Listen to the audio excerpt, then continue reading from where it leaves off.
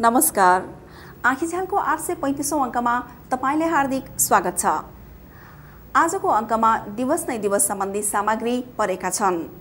पहिले हामी विश्व पार्क दिवस अनि गैंडा दिवस र त्यसपछि चाहिँ विश्व संरक्षण दिवस सम्बन्धी सामग्री देखाउने छौं।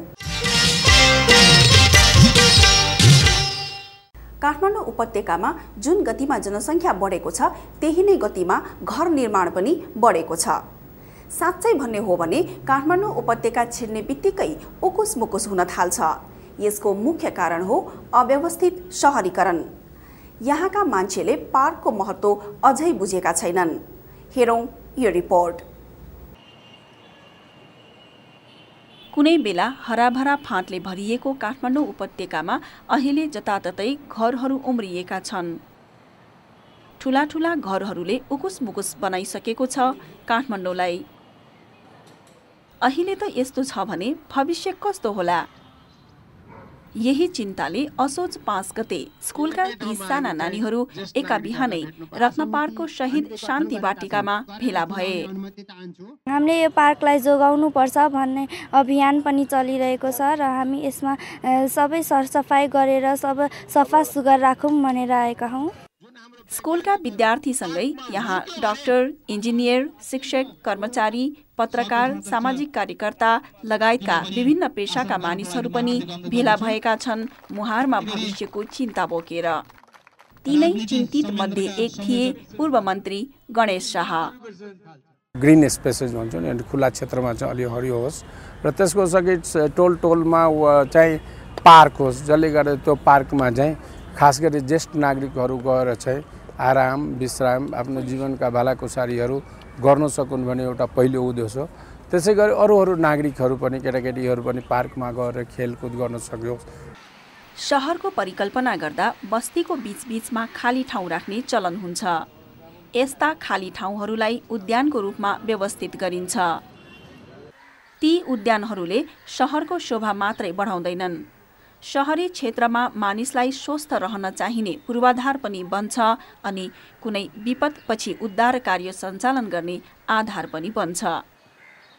तर काठमाडौँका 3 शहर नयाँ होइन, यी त हाम्रा सांस्कृतिक र ऐतिहासिक धरोहर हो। तर अचानक 2 दशक यता यो शहर यसरी बढ्यो कि कङ्क्रिटको जङ्गलमा परिणत भएको कसैले चालै पाएन। नेपालको पहिलो पार्क भनेको भूगोल पार्क हो, तर भूगोल पार्क राम्रोसँग मेन्टेन भएको छैन र त्यो स्ट्रिङ भएर गइरहेछ कि र बेसिकली त्यो सबै भएको कारण चाहिँ मलाई लाग्छ पार्कको पोलिसी छैन। उच्च रक्तचाप घटाउन, तनाव कम गर्न र शारीरिक रूपमा स्वस्थ रहनको लागि पार्कमा दिनहुँ जानु घुम्नु महत्त्वपूर्ण हुन्छ। पार्क र मानिसको स्वास्थ्य बीच महत्त्वपूर्ण सम्बन्ध गाँसिएको हुन्छ। पार्क र मेन्टल हेल्थमा डाइरेक्ट कोरिलेसन छ। जहाँ पार्क छ, जुनै ठुलो टाउन अथवा सिटीमा जहाँ पार्क छ र जहाँ जनताले त्यो पार्कलाई प्रयोग गर्छन् त्यहाँको मान्छेहरूको both physical and mental health राम्रो देखिएको छ। काठमाडौँमा अहिले पार्कको संरक्षण र व्यवस्थापनका लागि भनेर राष्ट्रिय शहीद तथा शान्ति पार्क अन्तर्गत जैविक विविधता, वन, वातावरण शिक्षा, सूचना तथा पार्क विकास सञ्जाल सल्लाहकार समिति गठन भएर पार्क संरक्षणका लागि विभिन्न काम थालेको छ। एक अध्ययन अनुसार हाल उपत्यकामा मात्र सार्वजनिक पार्कहरू 15 वटा रहेका छन्। 15 वटा पार्कमा धन्न 12 वटा काठमाडौँ जिल्लामा मात्रै भयो कि। ललितपुर जिल्लामा 3टा छ भनेपछि भक्तपुरको स्थिति त झन् नाजुक छ। भक्तपुरको त पब्लिक पार्क भनेको 4 रोपनीको जग्गा मात्रै छ। तर अहिले उपत्यकामा नयाँ पार्कहरू बनाउनुको सट्टा भएका ठुल्ठुला पार्कहरूको स्थिति पनि निकै नाजुक अवस्थामा रहेका छन्। सरकारले यसको व्यवस्थापनमा खासै ध्यान पुर्याएको देखिँदैन। युएन पार्ककै कुरा गरौँ, सरकारले यसलाई धेरै अगाडि दिन सुरु गरेको, तर अझसम्म यो राम्रोसँग हुनु नसकेको कारण मलाई के लाग्छ भने हाम्रो यो सेक्टरको स्पेशलिस्टलाई हामीले प्रयोग गर्न सकेछौँ कि। पार्कको फाइदा स्वास्थ्यमा मात्र सीमित छैन। पार्क र संरक्षित सार्वजनिक जग्गाहरूले पानीको गुणस्तर वृद्धि गर्न, जमिनमुनिको पानी सुरक्षित राख्न, बाढी जस्ता विपत्तिलाई रोक्न, हामीले दैनिक सास फेर्ने हावालाई स्वच्छ राख्न सहयोग पुर्याउँछ। यसका साथै नेपाल अहिले विश्वमै भूकम्पको अत्यधिक जोखिममा रहेको देशको सूचीमा परेको छ। यस्तो अवस्थामा सुरक्षित हुनका लागि पनि पार्क जस्ता खुला क्षेत्रहरूको भूमिका महत्त्वपूर्ण हुन्छ। हालै नेपाल सरकारले विपद व्यवस्थापनका लागि भनेर उपत्यकाका करिब 83 स्थानलाई आकस्मिक खुला क्षेत्रको रूपमा पहिचान गरिसकेको छ। तर यतिले मात्र सरकारको दायित्व पूरा हुँदैन। भोलिको खुला क्षेत्रमा गएर मान्छे विपद हुने बित्तिकै राज्यले त्यहाँ सेल्टरको रूपमा अथवा हेल्थ फेसिलिटीको रूपमा त्यो खुला क्षेत्रलाई प्रयोग गर भन्दाखेरि त्यहाँ न्यूनतम पूर्वाधार पनि चाहिन्छ। सम्बन्धित निकायको साथै यसको संरक्षण र सम्वर्धन गर्ने जिम्मा सर्वसाधारणको पनि हो, किनकि सार्वजनिक पार्क सबैको साझा सम्पत्ति हो। यसको प्रयोग गर्दा अर्को व्यक्तिलाई अप्ठ्यारो पार्नु हुँदैन। जथाभावी फोहोर नगर्ने नियम कानुनको पालना गर्ने हो भने यस्ता पार्कहरूलाई बचाइराख्न खासै गाह्रो हुन्न।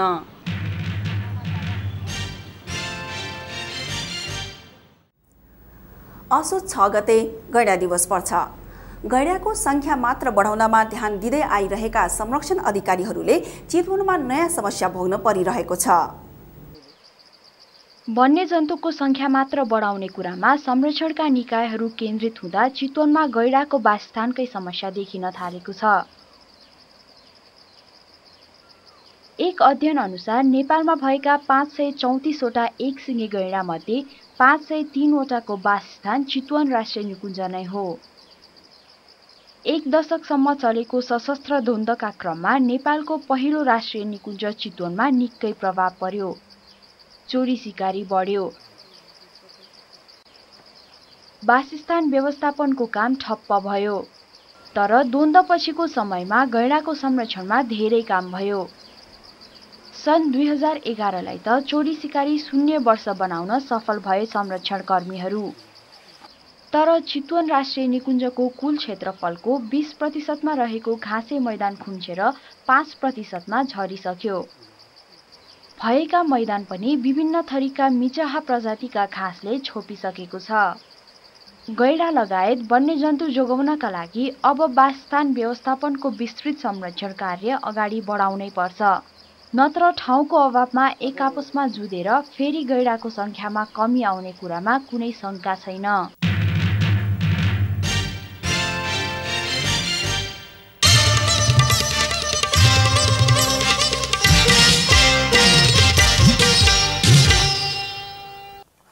मान 94को आखिर हिस्साउनु पनि म आफ्नो सृजनशीलतामै छु, लेखिरहनु पर्छ भन्ने पनि छैन। मनले रचनात्मक चिज सोच्यो भने त्यो सृजनशीलता हुन्छ। कविता लेख्नेलाई कवितैको सृजना भयो। समाजको सेवा गर्नेले यस किसिमसँग सेवा गर्नु पर्यो भनेर सोच्यो भने त्यो पनि उसको सृजनशीलता हो। त त्यही सकारात्मक चिन्तन र सृजनशीलता दुईटा। अर्को पनि तपाईँले देखिसक्नुभयो योग साधना।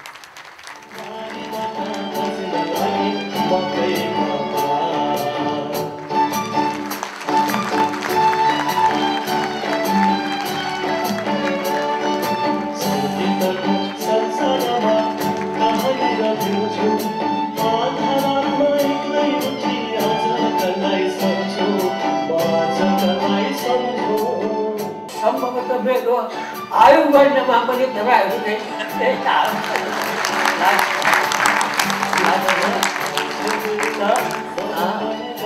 म कृतज्ञ छु।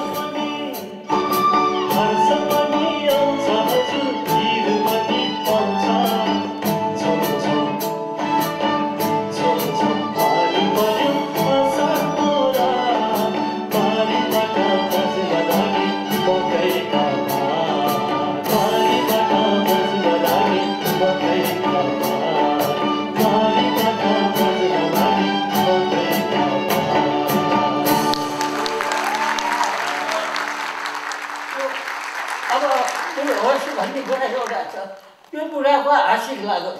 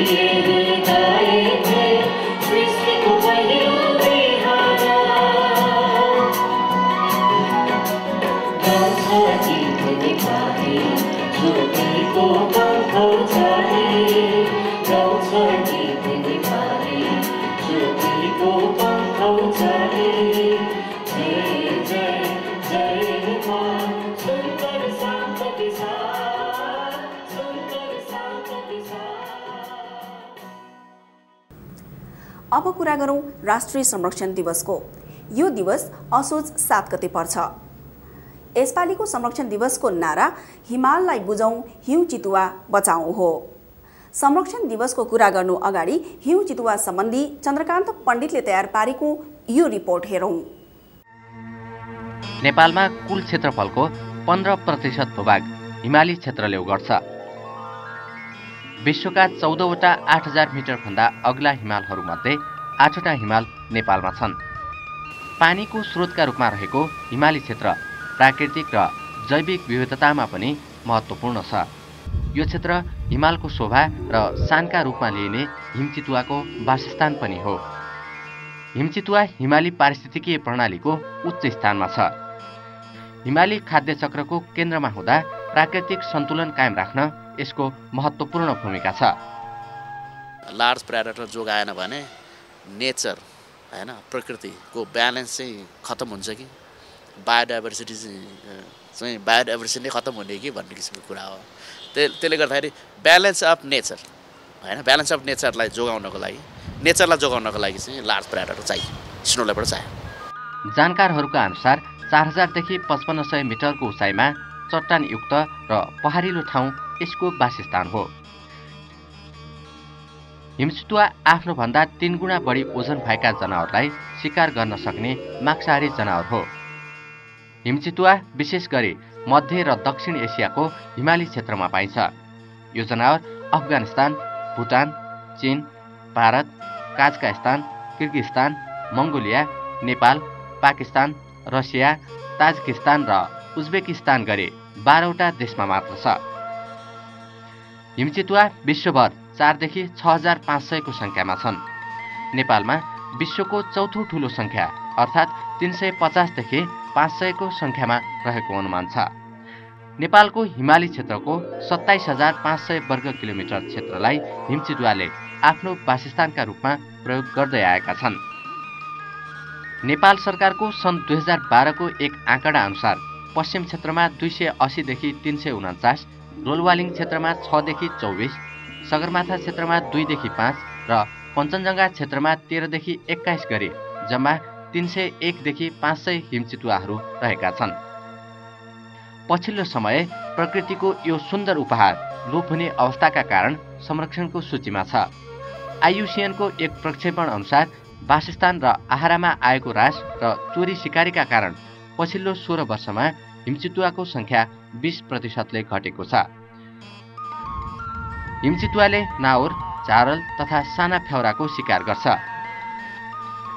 भेडा, च्याङ्ग्रा, याक, चौरी, घोडा जस्ता घरपालुवा जनावरलाई पनि हिमचितुवाले आफ्नो आहार बनाउँछ। आहारका कारण मानवसँग हुने द्वन्द्व र त्यसको प्रतिशोध तथा विभिन्न प्रायोजनका लागि हुने चोरी सिकारी हिमचितुवाका लागि प्रमुख चुनौती हुन्। यसबाहेक प्राकृतिक वासस्थान र आहारमा आएको ह्रास, जलवायु परिवर्तनसँगै आहार विहारमा आएको परिवर्तन जस्ता कारण पनि यो सङ्कटमा परेको हो।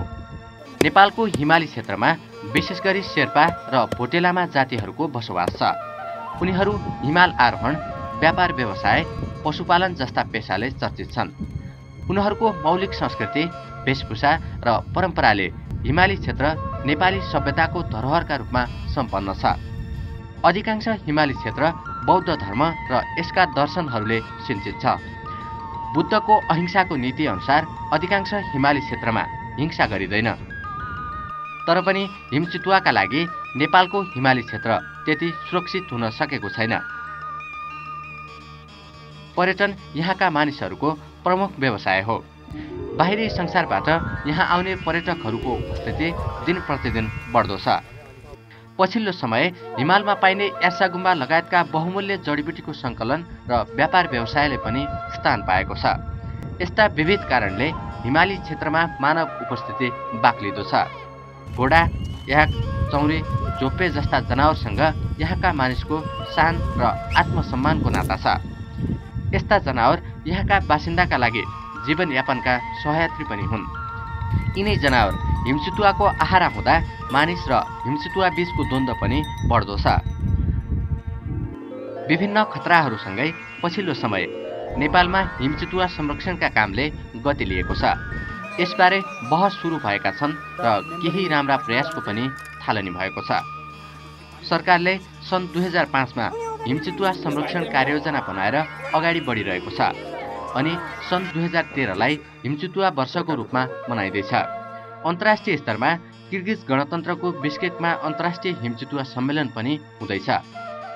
सोन लेओपार्डलाई संरक्षण कसरी गर्ने भन्ने किसिमले हामीले प्लानै बनाएका छौँ, जुन लागू भइरहेको छ। अहिले रिभाइज प्लान पनि अहिले एप्रुभ भइसकेको छ र अहिले हाम्रो चाहिँ हिमाली राष्ट्रिय निकुञ्ज लगायत राष्ट्रिय निकुञ्ज बाहिरका वन क्षेत्रहरूमा चाहिँ यो पाइन्छ र पूर्वदेखि पश्चिमसम्म मेचीदेखि महाकालीसम्मका हिमाली क्षेत्रहरूमा यसको वासस्थान रहेको छ र हामीहरूले यो सोन लेओपार्डको संरक्षणको लागि स्थानीय जनतालाई सहभागी गराएर उनीहरूलाई चाहिँ उनीहरूको सहयोगमा चाहिँ यसलाई संरक्षण गर्ने प्रयास हामी अगाडि बढाइराखेका छौँ। यसबाहेक सरकारले हिमचितुवा र यसको आहारको चोरी सिकारी नियन्त्रण गर्ने, आहार र वासस्थानको व्यवस्थापन गर्ने, स्थानीय र राष्ट्रिय स्तरमा संस्थागत क्षमता अभिवृद्धि गर्ने, सीमा क्षेत्रका मुलुकसँगको सहकार्यमा जोड दिने, अनुसन्धान र अनुगमनको माध्यमबाट सूचना वा ज्ञानको व्यवस्थापन गर्ने, संस्थागत तथा नीतिगत प्रयासमा जोड दिने, निजी क्षेत्रको सहभागिता बढाउने, जनचेतना र सूचनामा जोड दिने जस्ता काम गरिरहेको छ। यस्ता कार्यक्रमहरू आउँदा दिनमा थप प्रभावकारी रूपमा अगाडि बढाइनेछन्। स्याटेलाइट रेडियो कलर, क्यामेरा ट्र्यापिङ जस्ता वैज्ञानिक पद्धतिको प्रयोग गरी अध्ययन अनुसन्धान सुरु भएका छन्। पशुधन नोक्सान हुँदा यसको क्षतिपूर्तिका लागि कञ्चनजङ्घा, मनाङ लगायत विभिन्न स्थानमा पशु बिमा कार्यक्रम पनि लागू गरिएको छ। खतराहरू धेरै थरी भए पनि विभिन्न बहानामा हुने मानव जातिसँगको द्वन्द्वलाई हिमचितुवाको लागि सबैभन्दा ठुलो चुनौतीका रूपमा लिइन्छ। तर मानव जातिले आफ्नै अस्तित्वका लागि पनि हिमचितुवा संरक्षण गर्न अझ धेरै पहल गर्न आवश्यक छ। नेपाल वातावरण पत्रकार समूहले हिउँ चितुवा सम्बन्धी यो रिपोर्ट राष्ट्रिय संरक्षण दिवसको औपचारिक कार्यक्रममा पनि देखाएको थियो। राष्ट्रिय संरक्षण दिवसमा भएका विविध गतिविधिका बारेमा चन्द्रकान्त पण्डितले तयार पारेको यो रिपोर्ट। असोज 7 गते अर्थात् राष्ट्रिय संरक्षण दिवस राष्ट्रपति डाक्टर रामवरण यादवद्वारा उद्घाटित एक कार्यक्रममा नेपाल सरकारका विभिन्न निकायसँगै जैविक विविधताको संरक्षणमा लागेका 9वटा संस्थाहरू एकै ठाउँमा भेला भएर यस वर्षको राष्ट्रिय संरक्षण दिवस धुमधामका साथ मनाए। संरक्षणका चुनौतीका बारेमा चर्चा गरे अनि सफलताका कुरा गरे। राम्रा योजनाकारहरू हुनुहुन्छ, तर यी योजना र क्षमताको प्रदर्शन त्यति स्तरमा हुन नसकेको छैन कि भन्ने भान अहिले भइरहेको छ। जैविक विविधताको हिसाबले नेपाल विश्वको 23औं र एसियाको 11औं धनी मुलुक हो।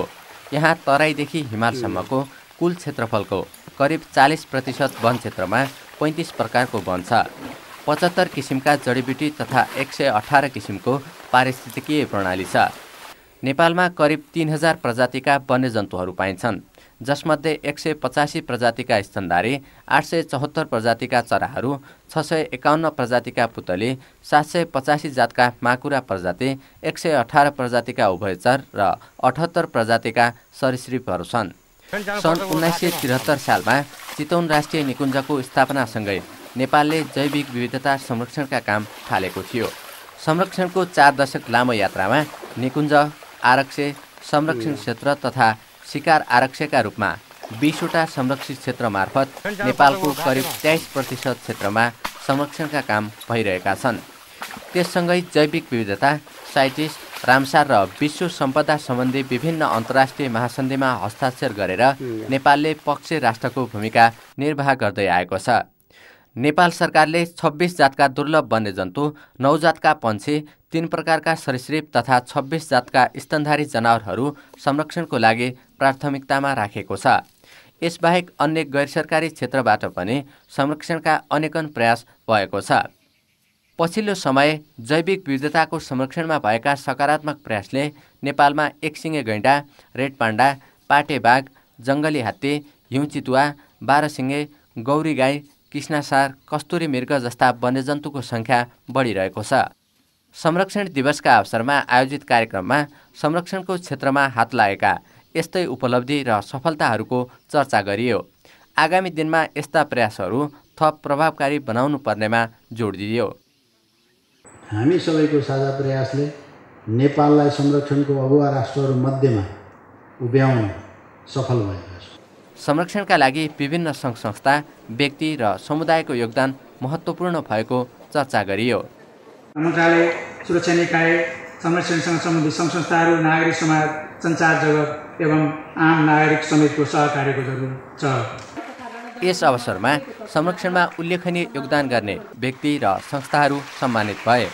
सरकारले संरक्षणमा सफलता हात पारेका चितवन र बर्दिया राष्ट्रिय निकुञ्जलाई सम्मान गर्यो।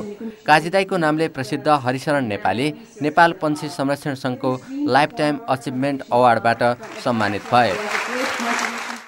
यसै अवसरमा विश्व वन्यजन्तु कोषले वन्यजन्तु, वन, वातावरण र जैविक विविधताको संरक्षणमा महत्त्वपूर्ण कार्य गर्ने र समाचार सम्प्रेषणको माध्यमबाट सहयोग पुर्याउनेहरूलाई राष्ट्रिय संरक्षण पुरस्कार 2013बाट सम्मान गरेको थियो। अब्राहम संरक्षण पुरस्कार संस्थागत रूपमा सुन्दरी सामुदायिक वन उपभोक्ता समूह नवलपरासीलाई, व्यक्तिगत रूपमा डाक्टर इन्द्रप्रसाद सापकोटा र प्रकाश विकलाई, WWF संरक्षण मिडिया पुरस्कार पत्रकार पिताम्बर सिग्देललाई, विशेष संरक्षण पुरस्कार बर्दियाका समाजसेवी चन्द्रकला बुढालाई र युवा संरक्षण नेतृत्व पुरस्कार विकास पाठक छेत्रीलाई प्रदान गरिएको थियो। हिमाललाई बुझौँ र हिउँचितुवालाई जोगाउँ भन्ने मूल नाराका साथ मनाइएको यस वर्षको संरक्षण दिवसका अवसरमा विभिन्न जनचेतनामूलक प्रस्तुतिहरू पनि रहे। सारस संरक्षणको लागि बुद्ध आदर्श स्कुल लुम्बिनीका बालबालिकाहरूले प्रस्तुत गरेको सन्देशमूलक नाटकले पनि धेरैको मन तान्यो।